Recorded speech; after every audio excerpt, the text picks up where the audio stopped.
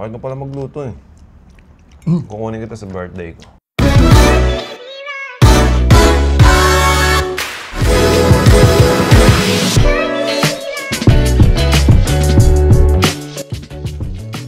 Ano, umawak pa ng bola. Liligot talaga eh. Kaya pala gusto mo rin itong mga ganitong hat, no? Di ba ganito yung kay Tyler, the Creator? Yan yung ano niya mismo. Yan, merch niya yan. Chromacopia. Chromacopia. Hindi ko na alam yan. Ito na yung steak. Mamaya. Ang ganda yan. Rib, ano yan? Rib ayan, boss. Di ba? Sinugi natin. No? Gawin mong congratulations. Ayan, par. May history ako ng pagluto ng steak eh. Tapos paglulutuin niya ako ng steak. Tignan natin kung magawa ako. Kaya guided na naman to, guided by Tiwala ako. Tiwala. Meron akong nakausap, sabi ko, uy, alam mo si Nick Makino, baka mag-ano siya sa akin, mag-collab kami. Tapos sabi niya, Nick Makino. Sabi ko, ha, di ba Nick Makino? So, Nick Makino. Nick Makino. Ano yung totoo? Sa totoo, sa Japanese kasi Nick Makino. At so tama siya. Oo. Eh bakit pagka naririnig ko sa vlog mo, Makino sinasabi mo? Wala, pang Pinoy. Pinoy na accent. Pero Makino talaga. Kasi Japanese eh. Eh di tama pala yung tropa ko. Sinabi ko pa sa kanya, sinasabi ni Nick sa vlog, Makino eh. Sanay na lang din kasi ako ng Makino kasi Pinoy. Pero Makino talaga. Oh, yun na yun. Alam niya na yun, guys. Hindi siya Nick Makino, it's Nick Makino. And I to the motherfucker.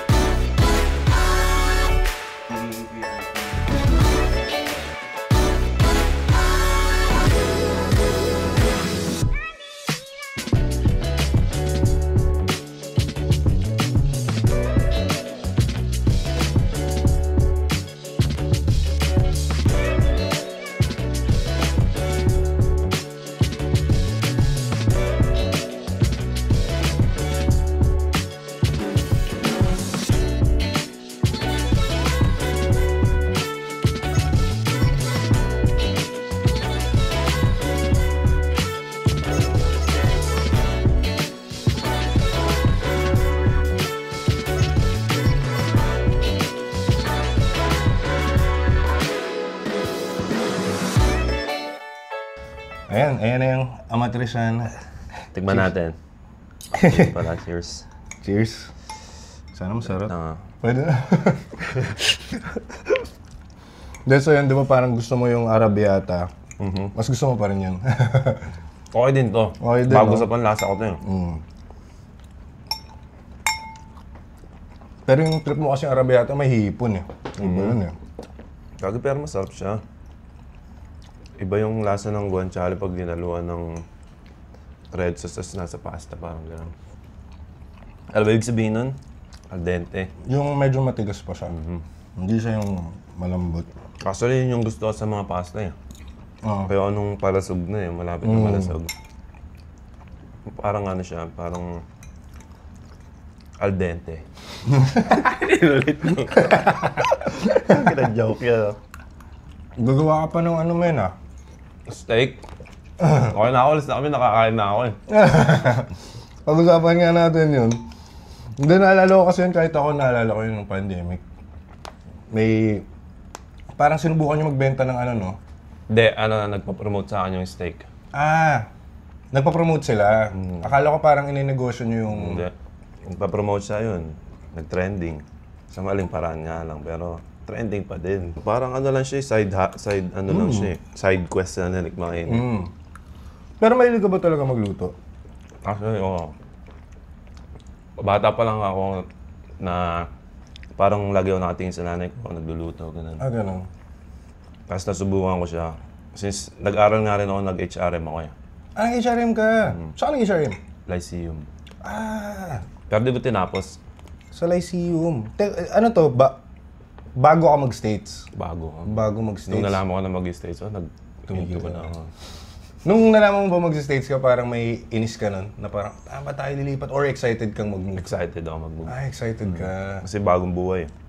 Alam mo, yung mga typical na sinasabi pag mag-i-stay, bago buhay mo, matututo ka yung gano'n. Parang excited ako. Paano ako matututo? Paano magbabago buhay ko? Parang gano'n. Iba pala yung perspective nun, no? Kasi ako meron ako mga ibang mga tropa nun from high school na nag-migrate. galit sila sa magulang nila kasi parang, Ba't kailangan pa pumunta? pa natin kailangan lumipat ng ibang bansa. Masaya ako dito, andito yung mga kaibigan ko, ganyan-ganyan. Sa'yo nun parang hindi parang, Hindi, excited ako. lumipat, excited ako. Parang gusto ko yung bagong buhay. Malungkot kasi iwanan mo yung tropa mo, pero excited kasi bagong lugar eh. Tsaka parang pangarap ko talaga rin makapunta doon. Kasi mga bata pa, mga pinapahinggan ko mga artist doon. Oo, so parang may chance ka ma-meet sila doon. Yun yung nasa isip ko, pero pagdating mo dito, wala naman pala sila dito. Magkakalayo pala. Doon, kasama mo, puro Pakistani. Oo, yun pala mangyayari. So yun. Pero ikaw ba, ganun ka, yung parang, lagi ka ba na-excite pagka meron kang bagong tatahakin sa buhay? Oo. Kasi, Lagi ka excited, never ka takot? nandun sa point na natatakot, pero at the same time, excited kasi hindi ko pa naman natatry. Oo. Alam mo yung takot, ano yun, parang tagapigil yun ng ano eh. So, nilalabanan lang din. Natatakot pero at the same time, excited. Parang yung album ko. Bagong album. Oo, yung bagong album mo. Oh. Natatakot ako pero excited ako kasi bagong Nick Makino, ganun. Oo. Wala ganong bastos na kanta. Walang bastos na kanta doon. Meron, pero hindi siya yung kagaya ng yung mga Neneng Bilex, hindi siya ganun. Yes. Parang wholesome siya ngayon eh. Gets. Tapos istorya kung paano gumawa ng pera, ganun. Yun yung mga nakalagay din sa album ko.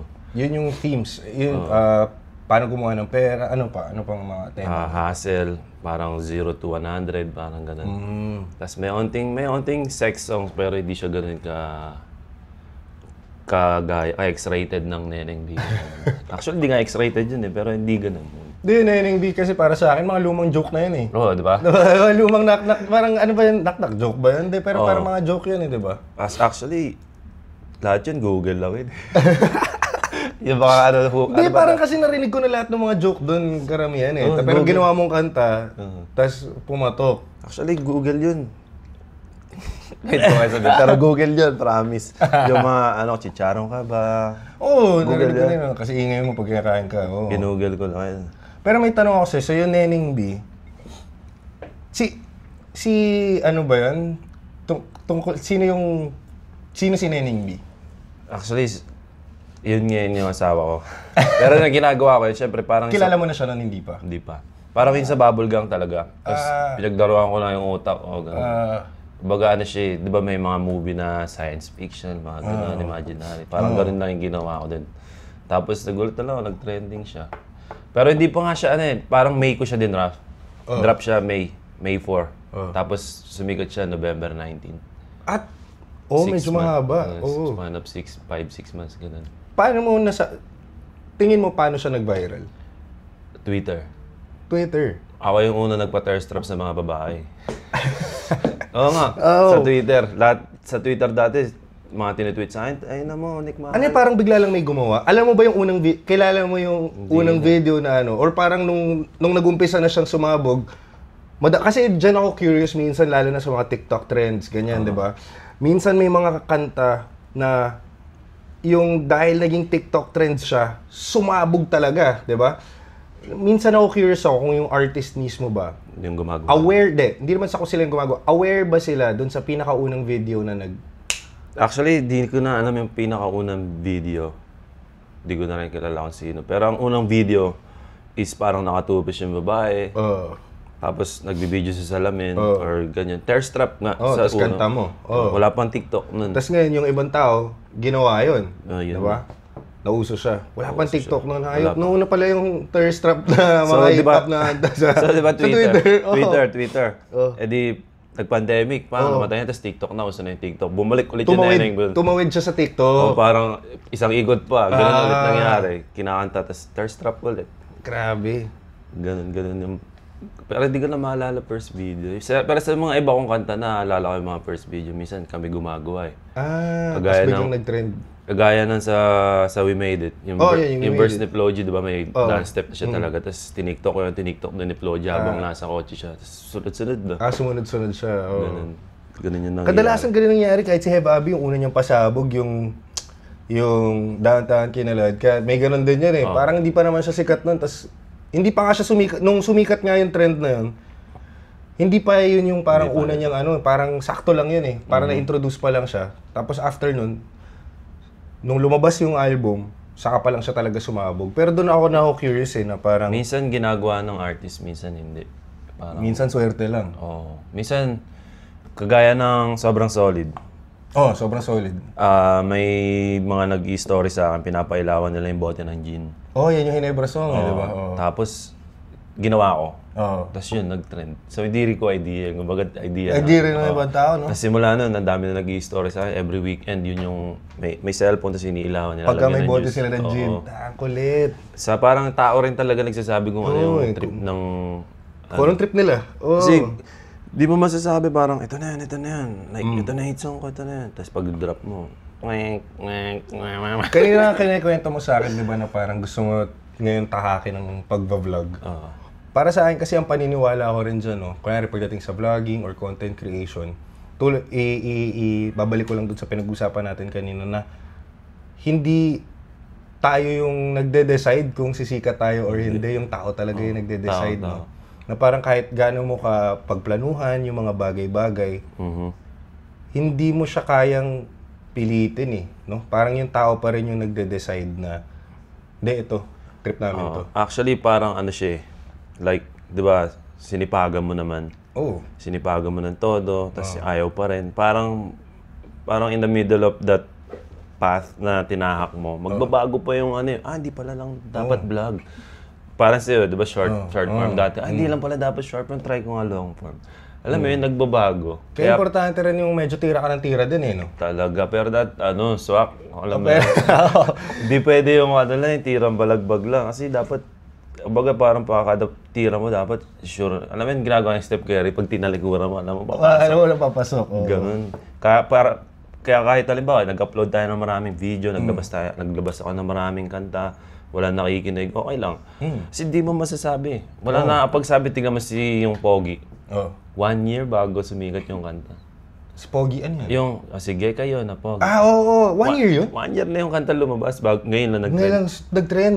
Di ba? Hindi ko alam yan, Ganun yung timing ng music. Sige kayo na Pogi. Tayo na, nung tagal, 1 year yun. Ganun ang ng music, kumbaga timeless siya may ganun no? Parang kung kunwari ngayon mo siya nilabas, pwedeng hindi pa ngayon May mga ibang artist nga parang kunwari si Mayonnaise, yung Jopay. Di ba? Ang tagal na ng Jopay. Sumikat na yung Jopay noon. Pero di ba bigla nagkaroon ng resurgence yun nung pandemic or ano? Timeless music. A few years ago lang, bigla siyang sumabog ulit. Sabi ko, pagka yung bigla siyang kunwari matagal na yung song na to, tapos inabutan ng mga bata, tapos nagustuhan ng mga bata, bago na namang yun no? Pag tumanda yung mga bata na yun. Or kung may bagong gimmick sa social media, may laos na TikTok, may iba naman, gagamitin doon.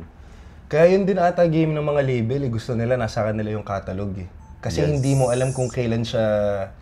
pero dapat ikaw may-ari ng masters mo. Hindi pwede. Lahat kaya yung mga ibang mga artist, diba, parang si Taylor Swift, nire-record niya lahat ulit. Para kanya yung masters. Yes, man. Ganun na nangyayari. Kaya kapag kayo, mga nasa kayo, kunwari, aspiring artist kayo, kapag yung record label, yung deal, nakalagay in perpetuity, huwag kayo pumayag. Sinabi mo naman agad pero yun talaga dapat, mag-iingat kayo doon kasi. Pagka nakalagay in perpetuity, kanta niya yun ibig sabihin nun sa kanila yun forever. Yung, anong tawag doon? OSR. Original Sound Recording. Masters, man. Sa inyo dapat. Sa'yo dapat yun. Kasi kung hindi, pwedeng tanggalin ng label yun dun sa Spotify, tas wala na. Wala kang choice. Tsaka, actually, sikreto lang rin naman sa pagiging artist. Gawa lang ng gawa. Ikaw, inisip mo ba, like unang video na sumikat sa'yo, inisip mo ba na yun yung sisikat? Hindi talaga. Hindi, di ba? Pero nung sumikat yung isang video, ay, ito, ang galing nito, sino to? Pagpunta sa page mo, ang dami niya na palang video. Tuloy-tuloy na. Tugum. Tapos, papasa sa iba. Manonood yung iba, papasa sa iba, binabago yung algorithm, di ba? Parang, para sa akin yan yun yung laging ginagawa ko, nag-i-imbak na ako, tapon, dito, drop. Pag wala pang pumuputok, drop ulit, drop. Di yun napapanghinaan. Para pag may isang nag-boom, babalik ulit mababalikan na yung catalog mo. Sunod-sunod na yan, di ba? Pero may naniniwala ka ba na pag meron kang kunwari, di ba nag-viral ka, ganyan, tapos nagawa mo siya ulit, parang may na-unlock sa utak mo na parang Kasi bago nangyari yun, hindi mo ma-imagine na kaya mong gawin yun, di ba? Kasi ako yun yung na-experience ko. Nung unang lumabas ako, nagkaroon ako ng video na parang, uy, parang medyo mubra to tumatagos Gumawa sa pang video, tapos yung nag-viral overnight, 1 million, ganyan. Nagkaroon ako daming followers overnight. Tapos sabi ko, parang may na-unlock sa utak ko na parang, posible pala yun. Tapos yung fact lang na alam mo na posible na siyang gawin. Ngayon, parang mas kaya mo nang tumira nga na hindi basta balagbag lang. So, ikaw ba, naniniwala ka na gano'n na mula nung, kunwari, nung nangyari yung Neneng B, nagkaroon ka ng confidence ngayon sa sarili mo na parang, kaya ko pa maglabas ng sunod na single. Isa pang na parang hanggang ngayon, na kahit kunwari, meron kang nilalabas na ibang songs na sabihin natin na, kunwari, hindi siya sobrang pumapalo. Hindi ka panghinaan ng loob kasi alam mong kaya mo pa rin maglabas ng, parang alam mo eh. Ako, naniniwala ako doon. Tsaka kasi, ang masaya kasi sa pagiging artist, hindi naman yung nag-trending yung kanta eh. Para sa akin, kumbaga, mas pinaka-gift ng pagiging artist is yung natapos, yung may nakuha kang idea, pinrases mo, dineliver mo sa universe. Yun yung, dun pa lang, congratulations na agad. Masaya ka na dun. Ako, gets ko yan. Diba? Gets ko yan, kasi sobra. parang bonus yan eh, pag nagkaroon ka ng hit song, gano'n. Actually, mas mahirap nga pag nagkaroon ka ng hit song eh. Kasi anong kasunod? Di ba nakaka-pressure? Pero kapag kasi, nawala na siya ng battery. Kain. Wala. Nawala siya ng battery. Hindi, pero yun nga, parang pagka ngayon nagkaroon ka ng hit song, tapos ngayon mape-pressure ka. Kaya dapat parang hindi ka rin ma-pressure. Huwag ka magpadala dun. Pero nung mga una ko, di ba, Neneng B una? Tapos, paano ko to susundan? Yun, pressure sa akin. Medyo na-depress din ako ng mga panahon na yun. Iba rin eh, no? Kasi, yung Neneng B, pag gano'n, tapos nag-pandemic. Tapos sabi ko, paano ako babalik dito? Kakaisip nun, hindi ako nakakagawa. Kakaisip ng paano. Hanggang sa one day, sabi ko, gagawa akong music, mag-enjoy lang ako. Nagawa ako sa kapunta, to the moon. Yun nga yung sumunod. Mukha naman enjoy yung gawa ko, diba? Kasi wala, yung lyrics, road trip, brum, skr. Zoom. Diba hindi naman siya sentence eh. So parang din talaga, enjoy lang. Parang, hindi ka dapat din talaga ma-pressure. Pero kasi as an artist, kailangan talaga pagdaanan din yun. Parang, doon ka matetest eh, kung hinto na ba ako dito? Kasi wala na ba talaga? O tuloy lang. Pero sobrang importante nung sa kapunta, yung single na yun. Kasi kung hindi mo nasundan si Neneng B, pwedeng nabura ka na lang sa mapa eh. Maraming ganun eh, diba? Yung parang after ng first single, dahil hindi nasundan, forever na silang one hit wonder. Pero dahil nasundan mo siya, biglang ngayon, Nick Makino daw. Gagi. Pero gusto mo bang gumawa ng steak? Sige, okay lang. Gawin natin yung steak. Ibabawi namin yung steak niya. Hindi ko na gagawin congratulations.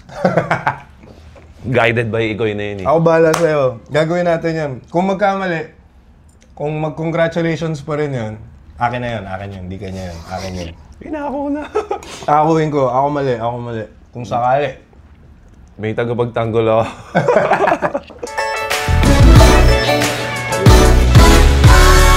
Sinong kunwari ngayon? Anong pinapakinggan mong album ngayon? Ngayon, halo-halo eh. Halo-halo. Wala kayong parang...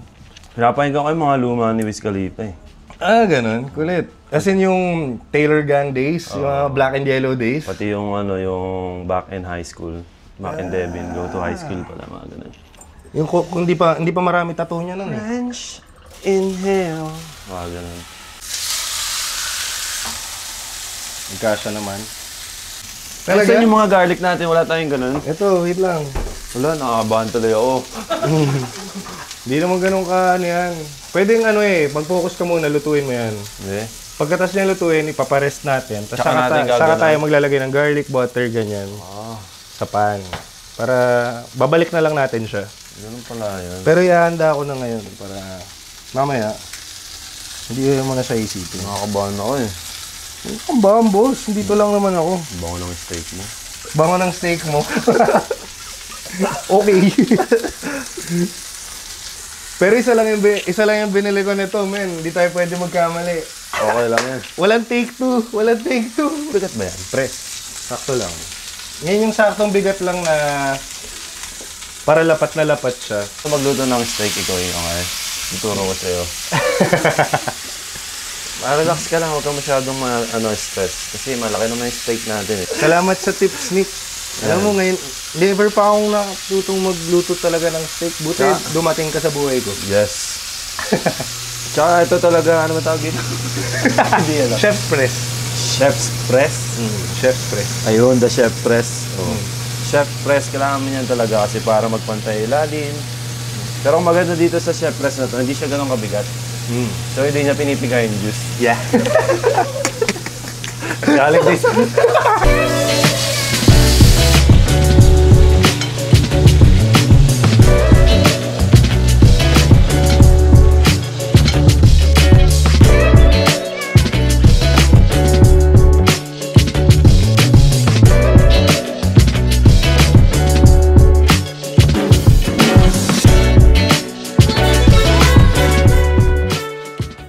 So ayan, para luto na yung steak mo. Luto na yung steak natin. Tikman natin. Let's go. Dito ako sa gitna. Ito yung pinakamasarap na parte.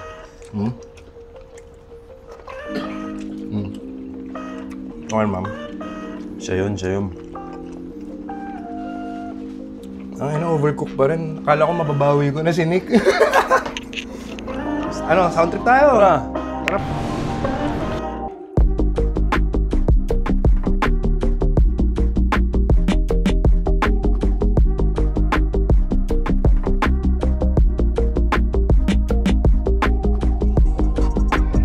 Saan ka nag-record nito? Sa studio mo lang? Sarili lang? Self-produced to? Ako lang rin nag-mix. Mix master, ikaw lahat? Hindi, yung master, hindi pala ako, pero mix ako lang. Mix ikaw lang? Tapos, produce to ni Ron lahat, yung mga music. Siguro mga 6 na kanta doon ko ginawa. Sa New York? Oo. Kaya pala sa intro pa lang, dito tayo sa New York City, man. Gano'n ka katagal dun? 2 weeks. 2 weeks. In 2 weeks, siguro 10 kanta nagawa ko. Pero yung iba, hindi ko na sinama. Yes. Ayan, halos araw-araw, lalabas, gagawa kanta, lalabas, gagawa kanta. Ayan, nagpapa-inspired lang sa labas. Tapos pagbalik sa hotel, gagawa na. Sa hotel ka nag-stay, no? Sa hotel ka lang nagre-record. Taan, kulit ah. Actually, parang nga siyang surprise eh. Kasi lahat na nilalabas ko, puro love song, tapos pamilya ko. Tapos biglang ganyan yung kanta pagdating ng album. Di ba parang rapper pa rin pala. Akala ko, pamilyadong ano.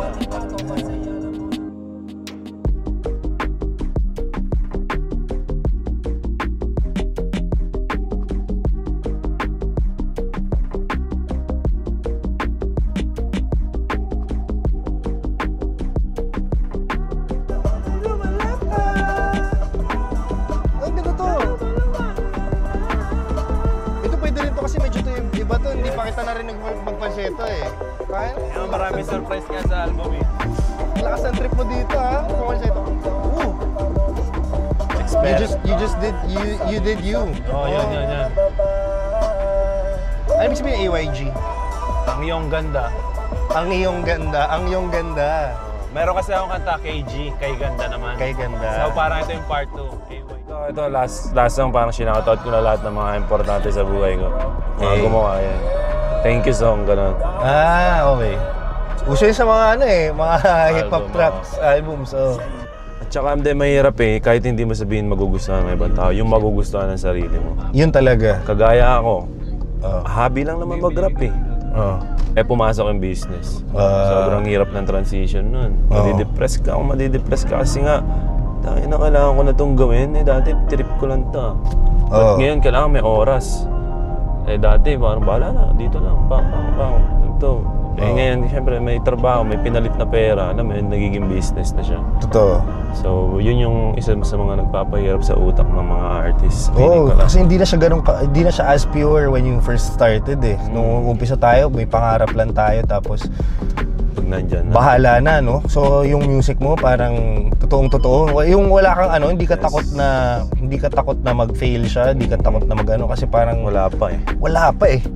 Kung may mangyari man, good. Kung walang mangyari, Tsaka yung ulit. kailangan pinakamahalaga rin sa lahat, same pa rin yung fire mo. Yun talaga yung mahirap yan eh. Lalo na kapag nakatikim ka ng kahit na paano ng success. Ganun yung una kong advice na narinig. Dapat kahit saan ka mapunta, yung apoy sa dibdib mo parehas pa rin. Kasi kahit saan ka dalhin nun, pag yung nag-iinit ka pa rin, yung sa dibdib mo, kumbaga, panis lahat eh. Kumbaga, ako dami ng stage na natapakan ko, pero lahat ng stage na binibless ko talaga yung stage bago ako umakyat, dasal, sige. Kahit alam ko na yung gagawin ko, talagang pag kinabahan ako, talagang in-embrace ko na lang yung kaba na parang excited na ako. Sige na. Yun, kailangan ganun pa rin yung fire mo siguro, kaya para hindi ka mawala sa ginagawa mo. Kasi pag nawala yung fire sa dibdib mo, wala na. Alam mo yun, na-feel mo yung ang boring na? Yun dapat hindi mangyari. Parang kailangan yung ginagawa mo. Excited ka pa rin dun sa ginawa mong work. Hindi yung ginawa mo siya dahil dahil trabaho na lang siya, dahil kailangan mong bigyan ng music na papakinggan yung audience mo. So mas para sa kanila na kaysa para sa'yo. Yung nagustuhan naman nila is yung ginawa mong para sa'yo eh. So parang para mawala yung Hirap din yan. bantayan, no? Yung nasa utak kasi yung lahat eh. Sa ikaw yung makakasabi ko, yung makakagawa. Hindi siya hindi siya, kaya nga diba sinasabi ng lahat, parang dito para sa lahat. Kasi pag once na bumangga yan, paano mo gagawin yun? Para sa'yo nga, trip lang, biglang naging business. Na anong bawas sa'yo? Like, umaasa ka talaga mag-a-pera or mag-a-abangga ng brand. Pero pag nandiyan dyan na yung brand, di ba minsan parang, na brand na to dati. Kwento ko lang yung buhay ko ngayong nangyari sa akin. Galing kong trabaho, magluto ako. Di ba? Yun yung minsan nagpapaiba sa mga creators, artists, di ba? Yun yung nagpapaiba kung paano mo siya ma-handle, malagpasan yung level na yun na parang, ginagawa ko pa rin to dahil masaya ako dito, para sa sarili ko to. Diba? Dapat ganun eh. Tapos nagsasabay-sabay pa yan yung parang, yun nga, nagkakaroon ka na ng ganyang parang existential crisis. Tapos sasabayan parang habang sumisikat ka, dumadami pa yung haters mo. Yes. Tapos parang ang hirap i-balanse ng lahat na parang, gusto ko pa ba gawin to? Parang lahat, parang pag nandiyan ka na, parang lahat yung nangyayari, parang gusto mo na lang mag-quit. Minsan may gano'n na yung parang, suko na ako, men. Kasi parang gano'n eh, parang hindi na ako masaya sa ginagawa ko kasi hindi na siya tulad nung nag-uumpisa ako. Tapos yung mga haters mo, gano'n din, hindi, nagbago na si Iko, hindi na siya tulad nung dati, ganyan-ganyan. Tapos parang, para lagpasan mo yun. Yun ang mahirap, lagpasan. Kumbaga, para sa'yo talaga yung game pag nalagpasan mo yung ganong moment sa buhay ng creators or artists, di ba? Kasi hindi siya biro, lalo na sa'yo. Minsan, naiisip mo, niluto ko na to. Paano? Di ba, paano mo gagawin? Paano papagandahin na niluto mo na pero i-content mo pa rin? Ano pa ikikwento? Paano ko pa... Yun yung challenge sa atin mga artist.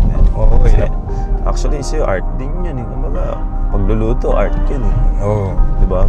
Platings, paano mo ganun din. Sa lasa. Tsaka yung video mismo. Yung video. Lahat yun, art din yun. Kaya tsaka we live in the future kasi. What do you mean? Ikaw, di ba? Mag-umpisa ka, naniniwala kami mangyayari sa video mo. Nangyari na. Ano pa yung susunod na future na isipin mo? Oo. Na parang, kaya parang sinasabi nila pagka nasa ganito kang larangan, 24/7 ka nagtatrabaho kasi technically 24/7 mo iniisip yan, ano sunod. Kasi walang preno yan eh. Ibahin mo nang iibahin. Upgrade. Diba? Bawal ka mag-downgrade, puro upgrade lang. Yun, kalaban ng artist yun, yung future. Kasi ako lalo, 2016 pa lang, nakita ko na sa utak ko, sa vision ko, 2020 sisikat ako. Talaga? Diba sabi ko nga sa'yo, diba 25 gusto ko na magkano ako 25. 2020, sinabi ko sa mga tropa ko, pag pinaparinggan ko sila ng mga rap, sinasabi nila sa'yo, tayo nang badoy, gago lang yung mga papala. Sabi ko, wait lang kasi 2020 pa ako sisikat. 2016 pa lang na. Kulit, man. 2019, November 19, sumikat na kanta ko. Ang kulit. Siya, hindi nga siya manifest, kumbaga, siguro manifest, pero kasi nakita ko na yun, mangyayari talaga siya. Naniwala na lang ako kasi, sabi nga, kaya yung iba hindi pinapakita sa kanila kasi baka may iba silang fan. Pinakita sa akin eh. So naniwala ako. Ang kulit, man. Ang galing, nakakilabot na Yun yung mahirap sa amin mga artists. Feeling ko lang, para opinion ko lang. Kasi nga, nasa future kami lagi. Yun yung pinaglalaroan namin. Ito, halimbawa, gagawa kaming album. Itong album na to, ganito mararating dito. Narating, anong next? Or kung hindi marating, anong next? Ganun yung trip namin, tangina. So, yun yung isa sa mga nagpapahirap para sa akin. Tingin ko lang.